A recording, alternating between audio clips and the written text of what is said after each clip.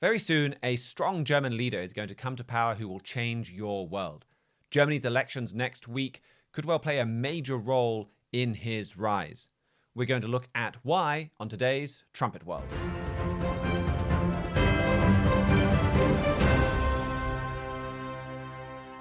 Greetings, everyone. Germany's coalition government collapsed on November the 5th. On that same day, Mr. Trump won the presidential election. It is interesting that those events happened on the same day. Is it coincidence, or is there a lot more to it? This collapse shocked Germany and Europe, and if everybody really understood Bible prophecy, it would be shocking them as well. It is that dramatic and something that is crucial to a lot of events that are unfolding before our eyes. It is bad news, but it's leading us into the greatest news you could ever even imagine. It's that outstanding.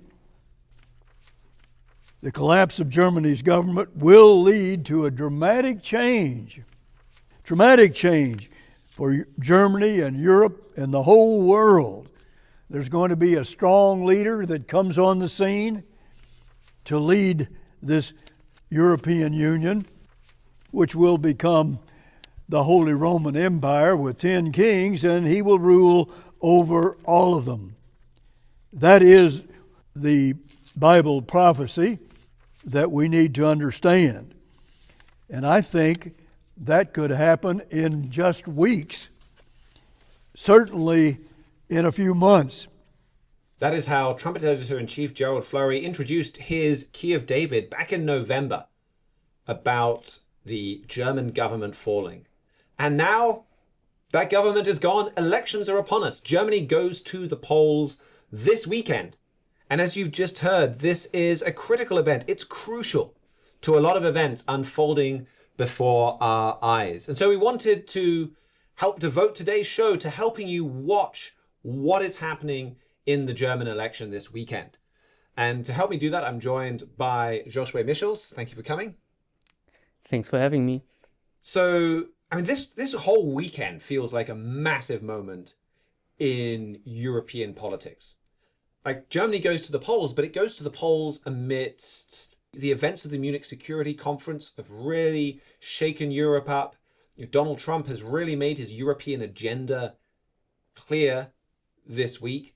And I kind of had in mind that that's what we would talk about on today's show. But Mr. Stephen Flurry in his Trumpet Daily show has devoted so much time to focusing on the Munich Security Conference and played you some of the clips and talked about that. I didn't really want to double up or kind of repeat the excellent work that he's done.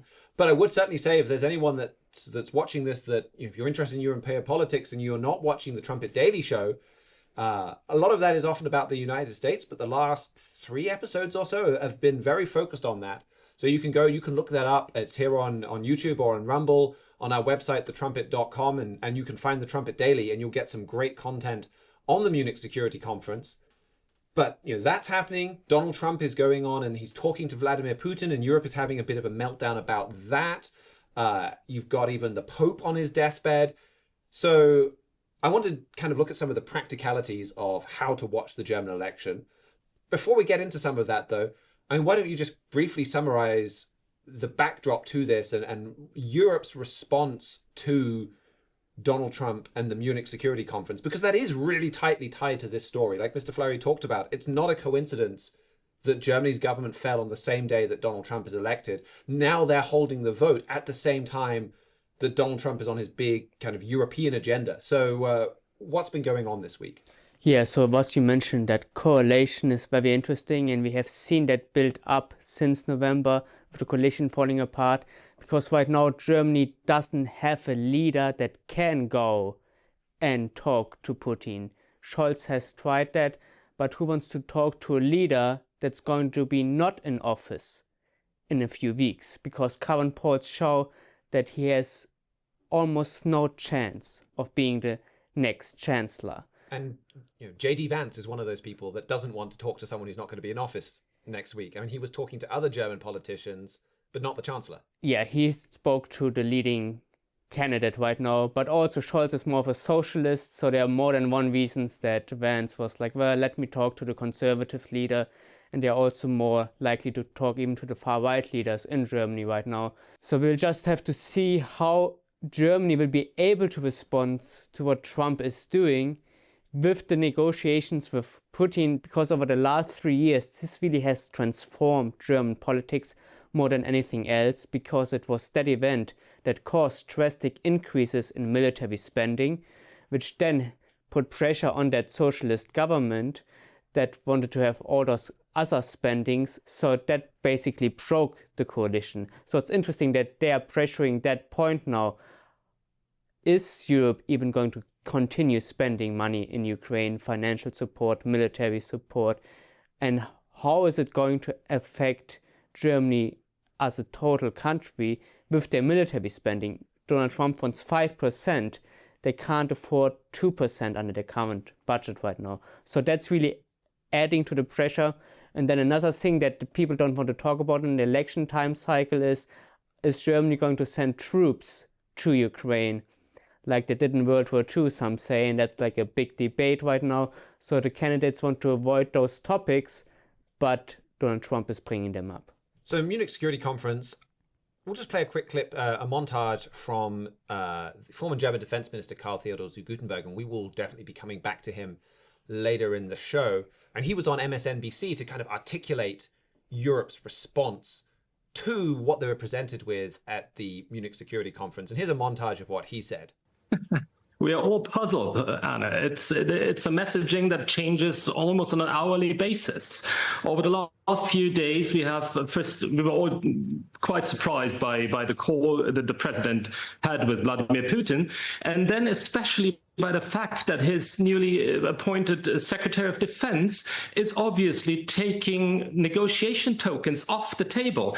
So, and all of these things without having the European allies and partners somehow included. So there is confusion is probably the mildest word I can find for that. We are definitely not prepared to balance the current or the existing American security umbrella for Europe. It would take years to come to a level where we could feel as secure as we need to be. And on the other hand, of course, Trump has a point, and as had already Joe Biden and others before that the Europeans need to ramp up their security measures, and we need to do more without a question. However, in that situation right now, to question core elements of NATO, of the alliance, and of our shared security is reckless. And therefore, I sat in a room before when the vice president held his speech, and I just looked into rather confused faces. And he didn't talk about Ukraine at all, as you've said before. It was more or less lecturing Europe about democracy. Quite astonishing coming out of his mouth. We are in a new world right now in that regard. Europe is prepared. Europe has potential counter tariffs, but just imagine a world where we would slide into a trade war of that dimension. So this is nothing anyone would like to have, and the repercussions for the US might also be severe. So I think that's something the president has not taken into account so far. But if we are forced as Europeans to react, we will react, but that's not the world I'd like to live in.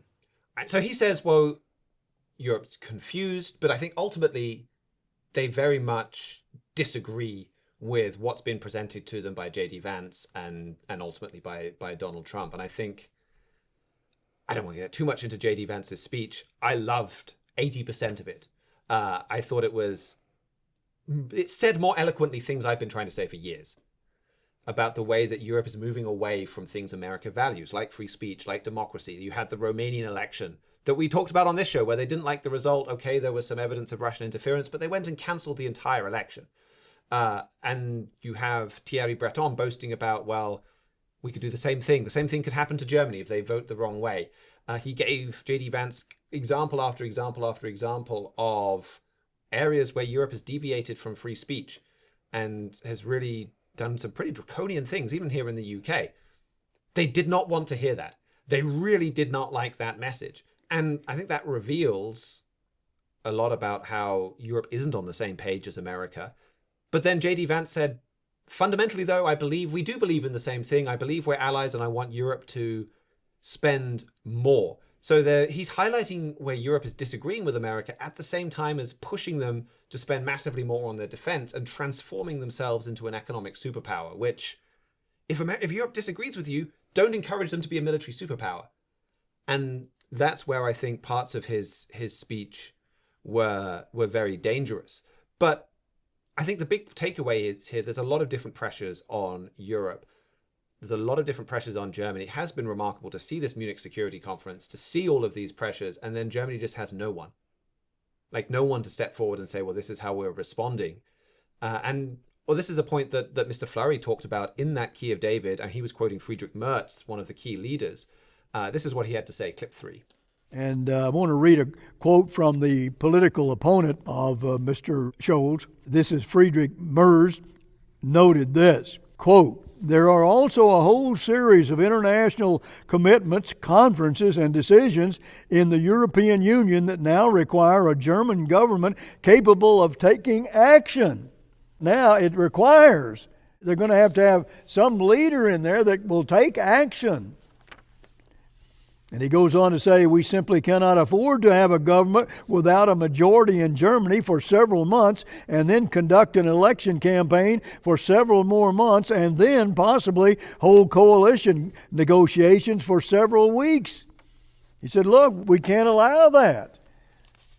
It's going to be dangerous for this whole European power with Vladimir Putin, Russia doing a lot of terrible things in Europe themselves.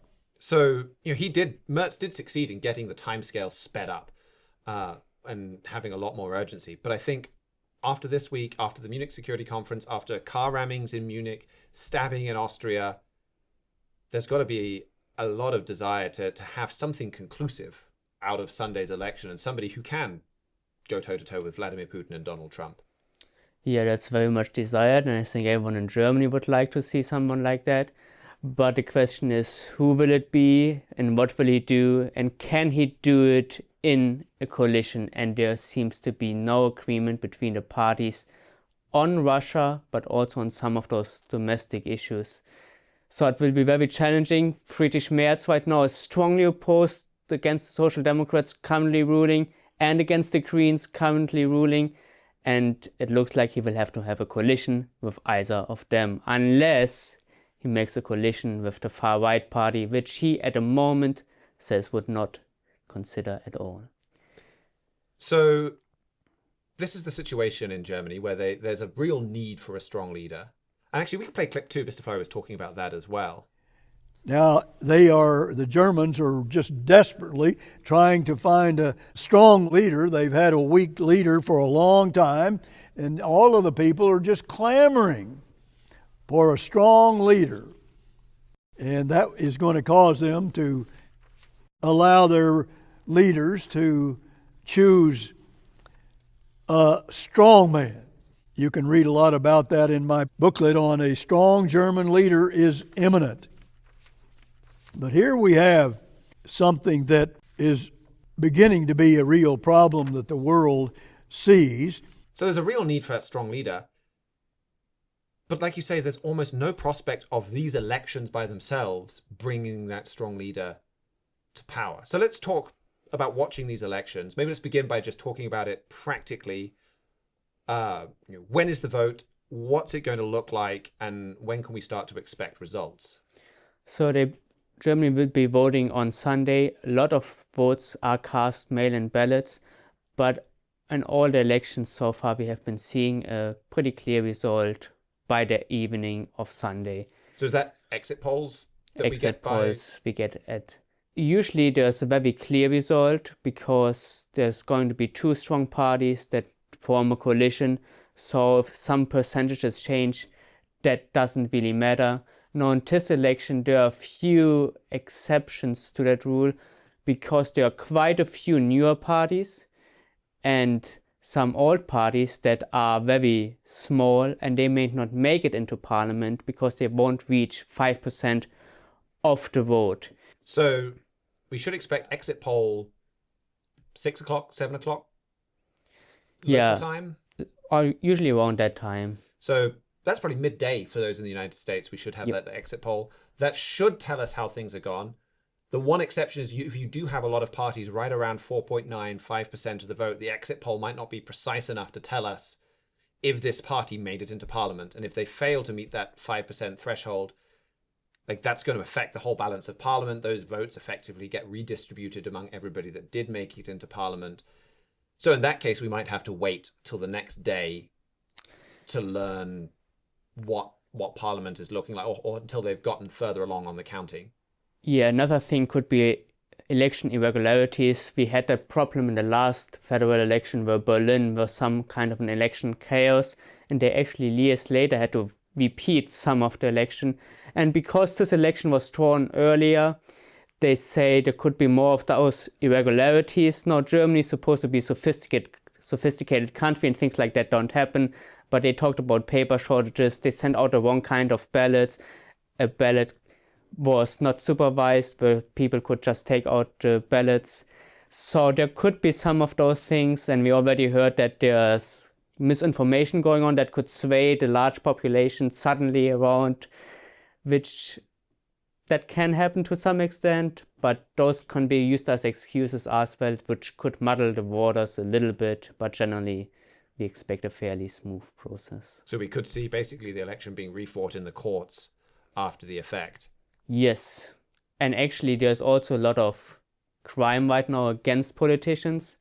So the statistics are quite staggering. There were like 5,000, close to 5,000 attacks on politicians or representatives of parliament or people in those kind of offices, and that's up 1,000 from the year prior. So on a tense election day, you might see some attacks on fellow citizens or mail in ballot those boxes or whatever. So we could see some uproar there too. So just before we get back into coalitions, the process of coalition forming, maybe you could just cover how that works. Yeah, we actually have a slide about that just shows the current polling numbers, and you see a clear, strong winner here, the Conservative Party, the Christian Democratic Union. They get around 30% according to polls. The next strongest party is the AfD, 20%. So to form a majority government, it would be simple. You add the 30% to the 20%, and you have a pretty stable government. And there's talk with pollsters about shy AfD voters, and maybe that AfD percentage is underestimated. Maybe they'll do better. But those two parties, that would be easy. You've got two right-wing parties. They can come together. They can form a coalition. Germany has a leader Tuesday morning. Job done. Yeah, that would be a strong conservative government. And the first thing they could do would close the borders. And the two parties agree on a pretty much 5-point plan that the conservative leader, some say copied from the far right, but they agree on that plan. And Merz, the conservative leader, promised to get it done on first day, and that's how he could do it. But he doesn't want to rule with the AfD because they are far right, because they have some neo-Nazis and they have some strong different views on Russia, or at least they're expressing them more openly, which some don't like. So that coalition is ruled out. So the president will say, Merz, you will have to form a coalition. Who are you going to choose? Because the strongest party is the Conservative Party, the Christian Democratic Union, and they desirably would want to have some options. Have a coalition with the Social Democrats or with the Greens. Neither of them are good options. But if you have two options, you can say like, well, I want this. If you don't give it to me, I will form a coalition with that other party. Now, if that's not a possibility because these three parties don't have enough vote to form a two-party coalition, but need to form a three-party coalition that includes all of them, then you have less negotiating power, you will have more compromises, and less will get done. So we could have left-right coalition if the Social Union and the Christian Democratic Union both have enough votes. If they can get 50% of the seats in Parliament, somewhere around 46, 47% of the vote, that would be one option. And this would be kind of the equivalent of a Republican-Democrat coalition in the United States or a Conservative-Labour coalition in the UK, which I think gives you a good idea of about how useful it is. Like you say, they've been tearing chunks off each other for the last 3 years.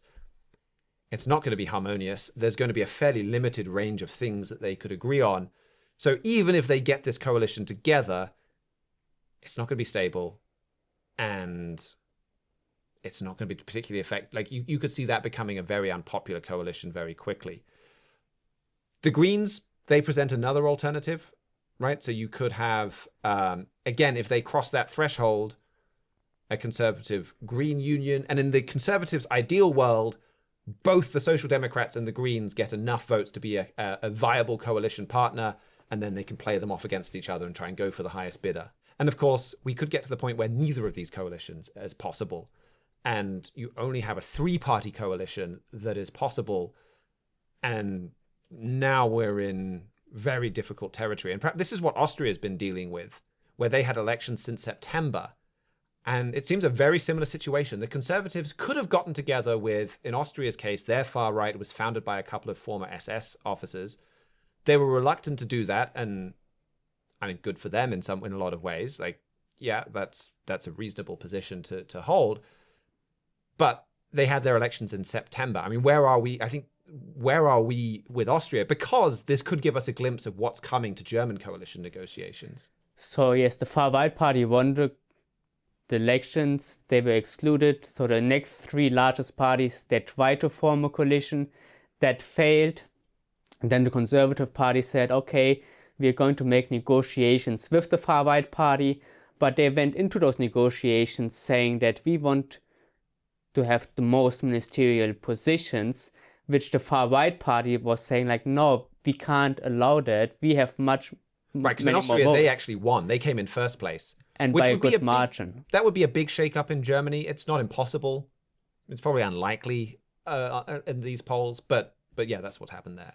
So yes, so the first negotiations failed with the 3 parties that tried to exclude the far right. The next failed that was meant to include the far right and have the first far right chancellor in Austria.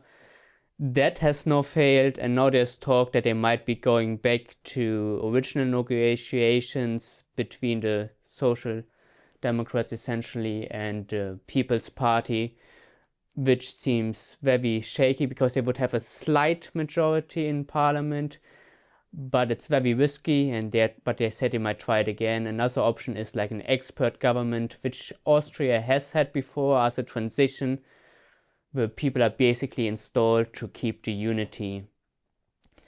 But right now it's just a mess, and we don't know when it's going to get resolved anytime soon. Which, just like those, I mean, Austria can kind of get away with going 6 months without a government.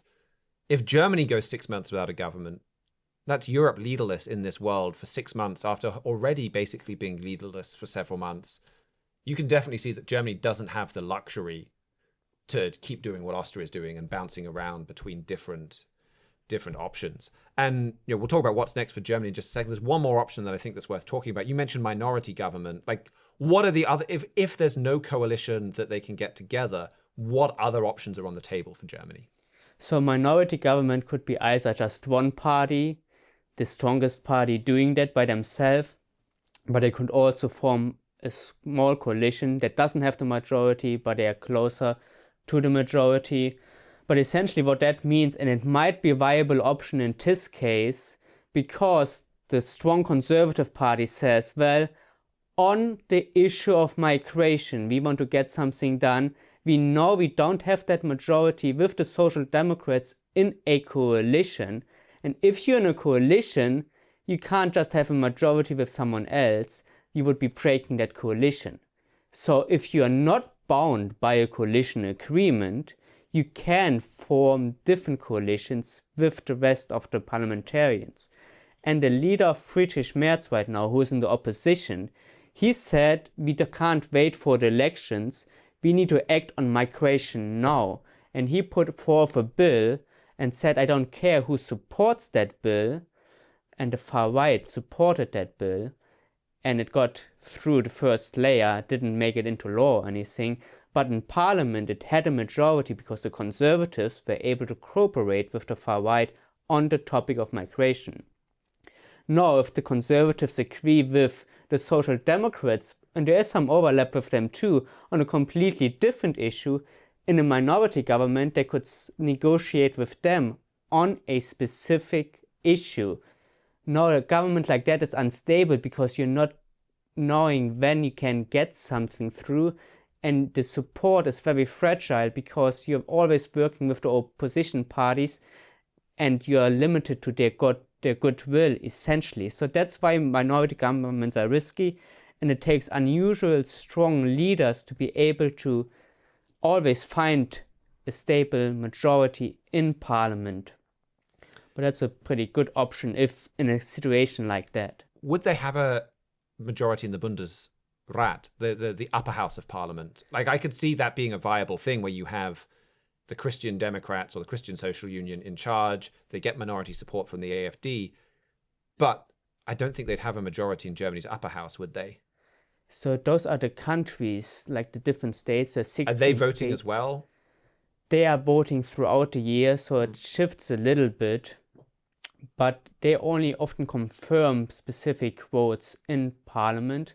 So they can, the Bundestag, that's the German Bundestag, the parliament, they can get certain things done, and then it will be confirmed, certain cases will be confirmed in the Bundesrat that affects the states themselves.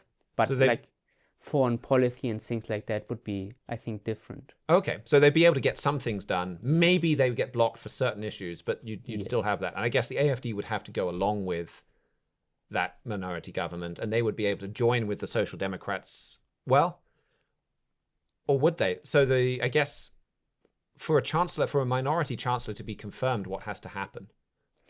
I think if they don't have a majority in parliament, he would just have to be elected by, I think he would still have to be elected by a majority of the parliamentarians. So he'd still need support from the AfD to vote for him as chancellor. Yeah, I think if that fails, there might be some other cases, but I'm not quite familiar yet.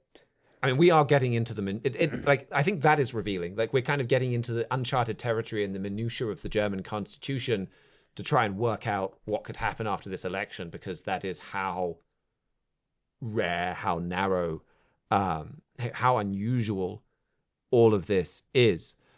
So, and this is why I think this is crucial to understand, and why it's worth, we've spent some time emphasizing, like, you look at the polls and they're not going to get the strong leader that they need from the vote. Mr. Flurry has said for years that you're going to have this strong German leader come to power, likely through a complex coalition negotiation. And we've got a montage of him saying that we can play now. He's not going to come in by, let's say, a democratic process. He's going to come in and use flatteries and sort of tweak the democratic process. It says here something like that, and perhaps take advantage of a weak coalition. But he's going to come in by flatteries. So God sees him, well, not the same way the people see him, but he actually gains that power, hijacks that European superpower by flatteries. He apparently puts together some kind of a small coalition, and that's how he moves into power. I mean, he is unusually adept at flattery. You have to be very intelligent to be able to deceive people in high places with flattery. And he does it magnificently. Well, he was never voted into the office, but he came in, got control of all that power through deceit and flatteries. Now remember, this is an end-time book, and this is an end-time prophecy. It's going to happen again in this end time. A man is going to come, and through deceit and flatteries is going to get control of the Holy Roman Empire and its 10 toes, or 10 kings, and not by voting. Even though that is their system today, it is not he's going to come in another way. How does that happen? So Mr. Flurry is making that point in part because of a scripture in Daniel 11 and verse 21. And this is, Jesus Christ himself confirmed that this is a prophetic passage. He talks about, well, when you see the abomination of desolation spoken of by Daniel the prophet, And many passages here talk about historic events, but Jesus Christ himself confirms in that statement that the primary meaning of what they're talking about is in this end time. And other passages of Daniel make clear this is an end time book. And it says, in his estate shall stand up a vile person to whom they shall not give the honor of the kingdom, but he shall come in peaceably and obtain the kingdom by flatteries. He comes in there, and you look at the meaning of those words, and it's about, he doesn't come in through orthodox means. And so it's because of that scripture that Mr. Flurry has continually said, well, some kind of complex coalition negotiations, that's how you could get this man in there. And everything is lining up for this man to come to power exactly the way that Mr. Flurry said. You look at the crises, you look at the pressure on Europe, you look at the fact that just a straightforward election, there's no decisive leader. And even kind of leadership opinion polls show that even Friedrich Merz, kind of the favorite to be chancellor next, his personal opinion rating isn't very high. People don't really rate him as a strong leader. So even just with the candidates on offer, there isn't anyone. So I think the door is wide open. There are so many avenues where you could see this happen over the next few weeks, where you have complex coalition negotiations, you have something happen like in Austria, or like happened in the Netherlands, where the Netherlands has a prime minister who wasn't even on the ballot, but just part of the complex coalition negotiations that they say, well, let's get this outside expert in. And this is what we're watching for happening in Germany. And Daniel 11 goes on to talk about a key spiritual dimension here. This is a man that God is allowing, but that Satan the devil is ultimately using, controlling, influencing, raising up, and he's going to use him to powerfully work against and attack Britain and America. And in his Key of David, Mr. Flurry talked about how suddenly this man could come on the scene. This is clip 4. But another man is coming on this scene, and he will be like Hitler, only a much more sophisticated personality, according to the scriptures. Here is something that Lang's commentary says: he destroys by peace, with suddenness, by a malignant purpose. He comes suddenly. In other words, he attacks countries that are his friends, are his lovers. That's the kind of man it is, and he is a man led by Satan the devil. That's what it's all about. He's a man that leads to these sudden changes. People think it's going to be all peaceful, and he's going to be all peaceful, and there are these sudden attacks. But also things could turn around very suddenly, very quickly. And you could certainly see the situation where everyone's looking at Germany, and it kind of feels like the wheels are falling off everything. And there's a lot of economic indicators that are pretty negative, and there's no kind of leader in sight anywhere. And then suddenly you get, through these kind of coalition machinations, a strong man that comes from nowhere and comes right to power in Germany. I mean, we do really feel like we are so set for these prophecies and for everything that Mr. Flurry has been talking about for a long time to happen so quickly. Yeah, and another parallel passage that draws more insight into how this will happen. You mentioned that Daniel was a book for the end time. Revelation, of course, is as well, and talks about the events leading up to the return of Jesus Christ. And Revelation 17 talks about that same strong man coming on the scene right before the return of Jesus Christ. But in that passage it also talks about 10 other kings. So those are European leaders that will rule in an authoritarian way. In a time of crisis, obviously, they will be giving their power to an overarching leader. Now, in history, that has happened when an emperor was fighting a foe, an enemy approaching Europe. Then you would have a unity like that. So you see that in crisis that countries in Europe, they are uniting. And I have a quote here from Mr. Armstrong, who wrote in Plain Truth in October 1951. He was describing that passage, and he was talking about how this overarching leader, who would undoubtedly be a German, will come to power. And he writes, "These 10 lesser dictators over the 10 European nations are to unite with the Supreme Führer and with the Pope to re-establish the Roman Empire, but only for a very short duration." In verse 10 it is mentioned, this empire will endure but a short space. In verse 12, it is shown as a symbolic 1 hour with the beast. So the beast is symbolic language for an empire. And if you look at the history of Europe, you see the Holy Roman Empire, which was before the Roman Empire. But then the Catholic Church came in, and Charlemagne came in on the continent itself, where it formed that union between the Catholic Church and an empire, so it became the Holy Roman Empire.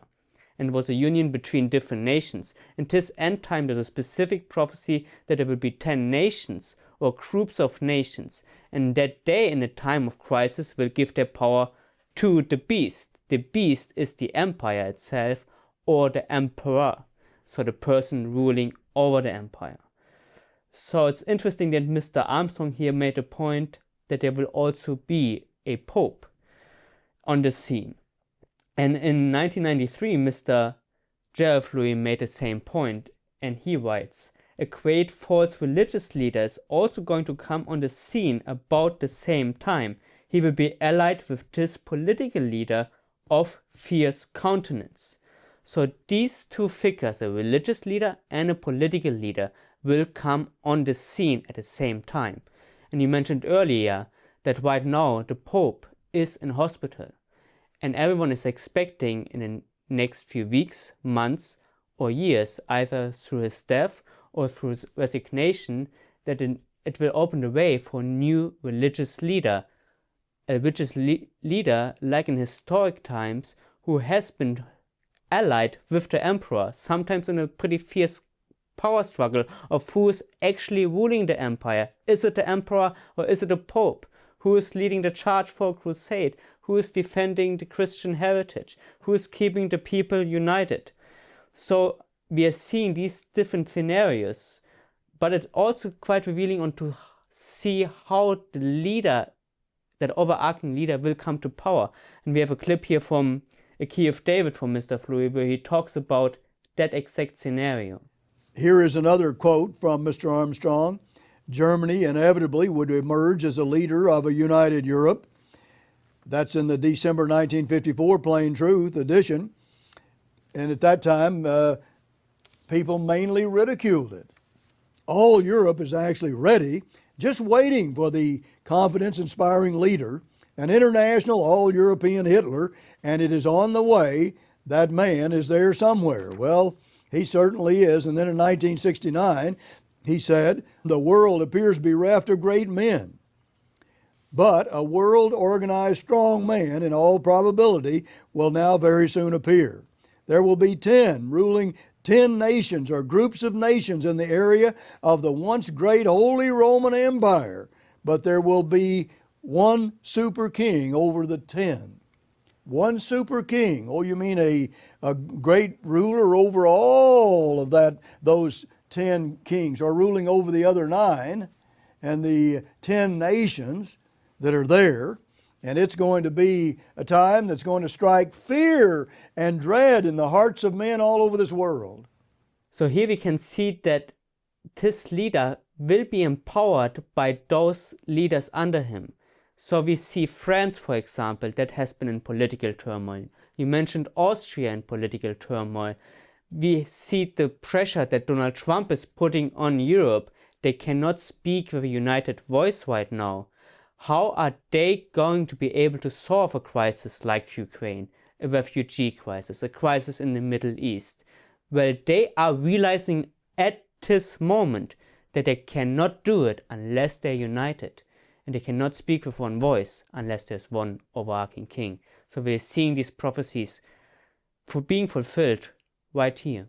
And this is really dramatic times that we're looking at. And I'm glad you set it up like that. You mentioned Mr. Armstrong. I mean, this is a keynote signature prophecy. I know of the Bible, but one that he talked about a whole lot. And here's a montage of him talking about, well, watch for this strong German leader to rise in Germany. Now, I've been telling our radio audience and readers of the Plain Truth that a political union of 10 nations in Europe would rise, resurrecting the Holy Roman Empire of the Middle Ages. Now, how did I know, as far back as 1927 even, that this coming United States of Europe would spring up in our time? I knew because it's revealed in biblical prophecy. Now, ever since, the nations in Europe have wanted to reunite, and I've been foretelling it. The Bible foretells it, just as I did foretell World War II. Now I'm foretelling World War III. People scoffed. They didn't believe it then. It happened. Some people may be scoffing today. It will happen. And you can bet your life on that, because you are betting your life on it.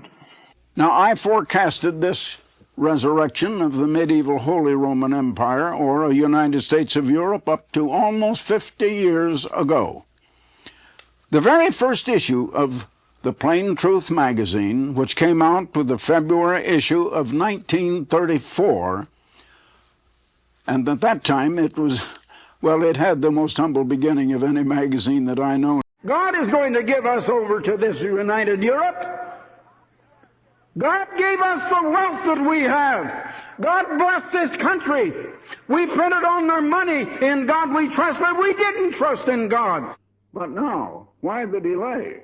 I have known for years, and you've heard me proclaim again and again and again, that the United States of Europe is coming. They're going to unite 10 nations in Europe. And the Vatican will be on top of the heap. There will be about 375 million people in the population in this resurrected Roman Empire, in the territory of the old Roman Empire in Europe. About 375 million people. The 17th chapter of the book of Revelation shows it will be a combination of 10 dictatorships in Europe going together. 10 governments or nations in Europe consolidating in the United States of Europe. I don't know whether they'll call it the Roman Empire or not, but that's what it will be. I mean, these are historic times. This is something that we have watched for a long time, and we can already see Mr. Armstrong got so much right. Maybe it didn't happen quite as quickly as he thought it would, though he certainly foresaw the difficulties in getting these 10 different kings together, and the role that the Catholic Church would have to play, and the role that crisis would have to play in forcing them together. But, I mean, this strongman is right around the corner. We are living in really dramatic times, and I think, just briefly as we wrap this up, it's worth talking about and coming back to Karl Theodor zu Gutenberg, someone that Mr. Flurry has identified as someone who their career so far, his status as a baron of the Holy Roman Empire, and even some of his relationship with the Catholic Church or with the German military, it shows that he's a very strong contender to fulfill that role. And then also with the way that he vehemently dislikes Donald Trump, and the way that he is very vigorous in his opposition to him. I mean, here's what Mr. Flurry said about him in that November Key of David, clip 5. And here's what a man, Karl Theodor zu Gutenberg, who was once the defense minister of Germany, and he has a title of Baron of the Holy Roman Empire. He has that title because of the history of the Habsburg dynasty. But here's what he said. He said, Europe can no longer lethargically lie down on its lazy skin and must finally take action. And that applies to Germany in particular. And that, of course, brings us to a situation of what Germany can do if it is simply pulverizing itself with its government. And that, of course, a fundamental question that we now have to answer. We have to answer. There is an urgency here. We must have a leader. We must watch all of these leaders in Germany, the stronger ones. But again, you see, a strong man senses that there is a weakness in this coalition. And he sees this as an opportunity to get into the top job by flatteries and not by votes. Well, what does that mean? What does that mean to all of us? This is a dangerous way to choose a leader like that. That is deadly dangerous. This could come very quickly, maybe in just, as I said, in weeks. I mean, just briefly, I could imagine us maybe this time next week or later getting in more detail to Zu Gutenberg. But do you have anything to add on why we're watching this individual? Right. So he is not running for any political office. He has been outside of politics for 10 years, but our editor-in-chief has repeatedly drawn attention to him because of his heritage, but also because of some of his strong beliefs that are matching many of the keynote Bible prophecies. His opposition to Donald Trump is one of them, as you mentioned, but he is also a very strong critic of Russian President Vladimir Putin, and that's something that Germany in the future will need, someone that's on eye level with Vladimir Putin, because he is getting closer and closer. And Gutenberg has written an article in 2014 where he said that Putin is basking into a leadership vacuum in Europe. So Gutenberg was seeing in 2014 that a leaderless Europe is encouraging Russian President Vladimir Putin to make those inroads. And now, on the contrary, a strong leader would be able to push him out again. So that's one of the areas that we have been watching, the connection to the Catholic Church. He has been more and more vocal just in the last 2 years, where he made a documentary on the crisis of the Catholic Church and saying that we, the German nation, German people, cannot live without that institution. It gives us stability, it gives us the unity. And the prophecy in Revelation 17 speaks of the empire being in a union with a church represented as a woman. So we see him being an advocate for that. And his heritage is that of the Holy Roman Empire. But he is a baron of the Holy Roman Empire. Now the Holy Roman Empire has been dissolved, so he doesn't have that official title. He just has the title baron. But it's the same thing. So if you look at his connections also to his party, the Christian Social Union, this one goes back quite a few decades till post-World War II, and that's the party that Mr. Armstrong has been watching. And he has been watching a key leader that has been dominating that party for the first few decades, Franz Josef Strauss.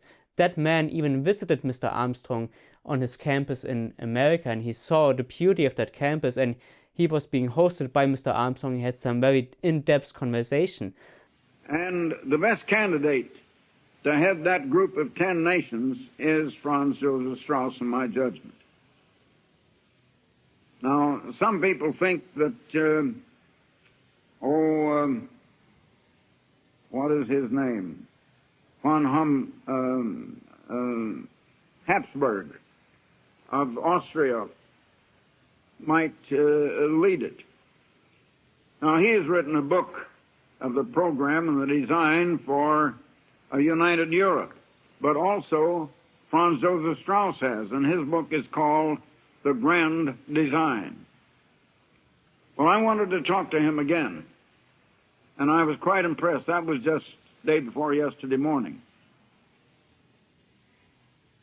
And why he is called the strong man of Europe. He is a very powerful man, a very vigorous, positive speaker. He had just returned the day before from having, the day before that, or 2 days before I saw him, a private interview with President Brezhnev of Russia. But through this man, we have been following that political lineage right down to Gutenberg, who follows that political lineage. He follows the lineage of the Holy Roman Empire, and he speaks out on the keynote prophecies that we are expecting him to fulfill. So very dramatic times. We're expecting a strong leader to emerge out of the German election. We're not expecting a strong leader to win the German election, though. We're anticipating him to come out of this complex coalition negotiations. Karl Theodor zu Gutenberg is very likely to be that man. So those are some important things to watch for. But I wanted to conclude with just a few more words from Mr. Flurry from that Key of David. Let me just read you a few verses to show you that and what it means for us and what we should be thinking on and focusing on now.